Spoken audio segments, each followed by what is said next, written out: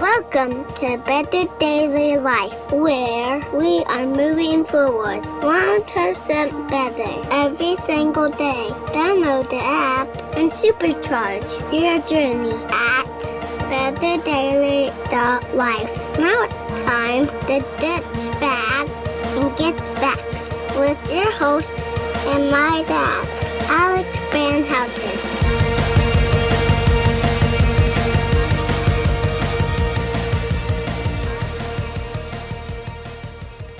What's up, Betterment family? This is Alex Van Houten in Better Daily Live. Happy Monday. It is Mindset Monday, and I'm excited to help you set your mindset straight for an awesome week. And today's mindset is push through. I've got a really important question we're going to answer today, and the question is, are you stronger than a 2-year-old? Let's answer that one together. Before I get there, it is day 17 of the Faithful 40 Challenge, and we are in the grit phase. In fact, today's mindset is very relevant to the grit phase of the Faithful 40, and you guys have done a marvelous job. I was out of town over the weekend with very, very little to no cell reception the whole time, and I was just delighted to open my Better Daily app and see that you guys were rocking and rolling. I stuck with my commitments. I stuck with what it is I said I was going to do, but I wasn't able to be as involved with you guys in the posting. You had to go up onto some hilltop somewhere to get even the least bit of reception. So it was all I could do to make sure that I got my commitment post done and submitted to the group. But I did maintain my mindset, nutrition, and exercise practice. And I was so excited to see that you guys had done the same. So keep up the good work. You're doing an amazing job. Stay strong and committed for your Faithful 40 Challenge. Now, push through. I'm so excited. I asked you this question. I asked you, well, are you stronger than a 2-year-old? And it might sound like a strange question. I don't mean physically stronger.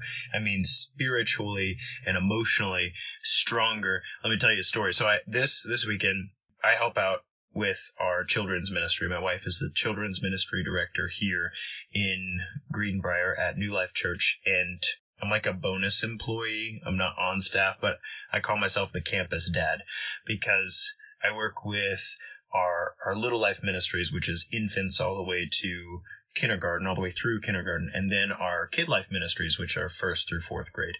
And you guys have heard me speak before. I'm particularly passionate about teaching 1st through 4th graders about biblical stories and about how to manage some of the difficult things they walk through in life and managing their relationships and giving them a nice solid work ethic and sportsmanship. We play a lot of games and stuff, but oftentimes I find myself working with the much younger crowd, and I did that this weekend. So we needed an extra hand in the 2-year-old room, and so that's where I spent my time this past weekend. Good morning, Leslie. Good to see you this morning. And so a mom brought her 2-year-old and dropped her off, and you could tell, you can tell when kids walk through the door, if, at that age anyway, if they're going to, go quietly, so to speak. Some kids are like, woohoo, my friends, I love playing, let's go.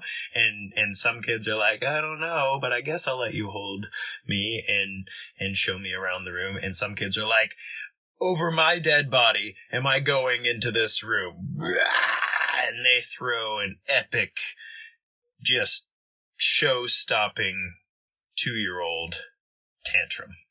And that's what this girl did. She, before her mom even had the chance to sign her in and hand her over, man, she was like, rah! And I mean, it was a good one. Like she has practiced this because she was growling and foaming at the mouth. She was on the ground, kicking and screaming and stuff. And in the 2-year-old room, oftentimes we have our youth volunteering, and they're not parents. The youth, they're wonderful volunteers, but they're not parents. And then they see something like this and they're like, what do we do? Cause if people did this on a regular basis, we would all not know what to do about that. And so this 2-year-old's just going to town. And so I walk into the room and I see her on the floor, and so I grab a paper towel. I wipe her nose, because if we're going to throw a tantrum, we're going to be dignified about it. And so I pick her up because some kids, they have separation anxiety. They're away from mom, and so they scream and cry, and they really want mom. And then some kids are overtaken with overwhelming emotion, and they don't know how to deal with that, and so here they are. And that's what she was. She wasn't like, "Mommy, I need my mommy." She was like, I hate not getting my way. And she was thrashing around, might have hurt other kids or herself. So I picked her up and I cradled her. Because some kids, they appreciate that security. They feel like, "Oh man, thank you. I just needed a hug and I'll calm down." She was not that kid. She was like, she's very strong, and she's very strong, but I work out. So like, she's trying to, muscle her way out of this cradle, and I'm speaking to her softly. "It's okay, honey. Calm down. We're going to play. Would you like some gummies? Would you like to play in the floor? Would you like to read a book?" And she's like, and she kept saying something, and I couldn't figure out what she was saying. And I put my ear a little closer. And, "What are you saying? What are you saying?" And in between her growling and stuff, she was like, "I'm stuck." And I'm like, "Yeah, well, yeah, you're stuck." That's oh, 2-year-olds. So after a couple minutes of letting her wear herself out, I said, "I'm going to set you down now, okay? And we're not going to thrash around and hurt our friends. We're going to relax." So I sat her down, and she just like laid on the floor, like, "Oh." And the teenagers in the room were like, "What just happened? Like, is she going to be okay?" But she was worn out, man. She had just thrown an epic style fit. She struggled with me for a little bit, and she was worn out. And after about 3 minutes of laying on the floor, she's like looking around and seeing everybody's having a grand old time. So she gets up and decides to have fun, go play. And she had a wonderful time. She didn't throw a fit anymore. Sometimes kids with separation anxiety, their parents will or another parent will come pick up a child, and then that kid, seeing the parent pick up the child, will be like, "Oh no, where's my mom?" And they'll go right back into their. She wasn't like that at all. She's like, "Oh, bye friends." She was over it. And I'm telling you this story because we all have an inner 2-year-old that's back in there somewhere. And 2-year-olds are something else, okay? Like, I know they're little human beings, but their emotions are strong, their passions are intense, and they're so much fun to be around when they're in a good mood, because they're like in the best mood. They're like, you can be in a good mood, it's like, "Hey, it's a great day." And like 2-year-olds can be in a good mood, it's like, "Everything's awesome, I'm dancing around, I'm eating all the food I like to eat, I'm gonna play until I fall down in a mess." Like, they're awesome to be around. But when they're in a bad mood, they're like the worst person to be around. They're terrible. They're grumpy and angry and whiny and loud and all that. And, well, we all have an inner 2-year-old. And the inner 2-year-old, in Christian circles, sometimes we say, "Don't let Satan get to you. Don't let the enemy speak that into you." And sometimes, I don't know, maybe somebody could get after me theologically, but I feel like we give Satan a little too much credit sometimes. Sometimes I think it's just your inner 2-year-old giving you a really hard time, kicking and screaming and trying to get their way, and "I'm not happy with what we're doing here, and I'm gonna..." And here's the thing about your inner 2-year-old.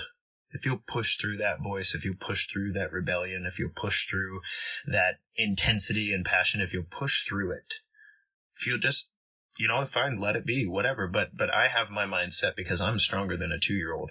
I have my mindset, and this is how we're going to do things. Because this poor little 2-year-old needed somebody in her life to be stronger than her. This poor little 2-year-old needed somebody to show her, you're not the strongest person in your world. You can growl and kick and scream and do what you're going to do. And that's fine. And I'm going to let you do that. And then we're going to have a great time in this room. And eventually you're going to come to church and you're going to walk through the front door with a big smile on your face, and we'll be over the tantrums.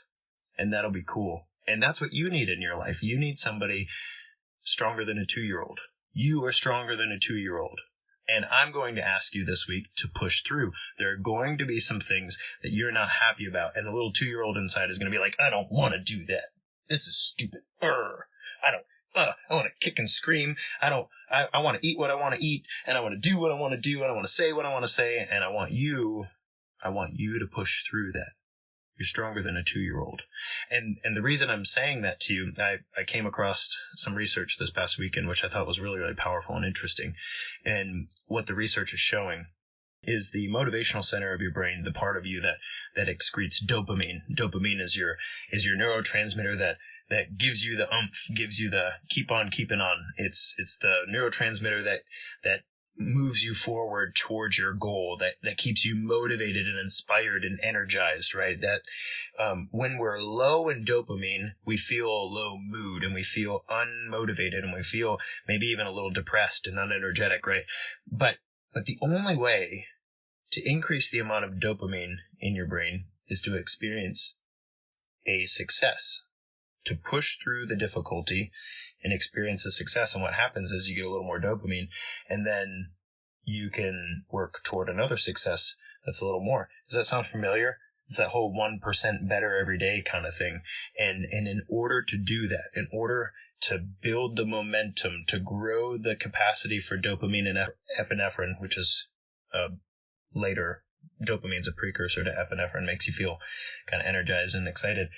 The ability to grow that capacity in you to push through and keep moving forward requires that you push through the inner 2-year-old. The inner 2-year-old doesn't want to do the hard thing. The inner 2-year-old wants what they want, when they want it, and they're going to kick and scream until they get what they want. What's cool about the inner 2-year-old, though, is the inner 2-year-old doesn't have a whole lot of endurance. They just don't. And so my question to you is, are you stronger than a 2-year-old this week? Can you push through that little voice inside your head? And like I said, some people might call that Satan. I might attribute it more to our little inner 2-year-old. But either way, can you push through that and experience your 1% and give yourself something to grow from? Can you do that for me? I think you can. I think you're stronger than a 2-year-old, and I can't wait to hear about what that brings in your life. Guys, this has been Alex Van Houten in Better Daily Life. Thank you for joining me on Mindset Monday and day 17 of the Faithful 40 Challenge. Until next time, it's just 1%. You got this.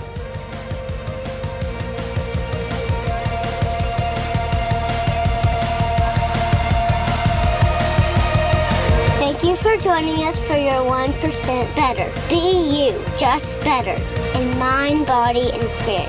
Go to betterdaily.life, download our app, and check out our 5-star coaching resources. We all have a cross to carry. It's lighter when we do it together. Go to betterdaily.life today.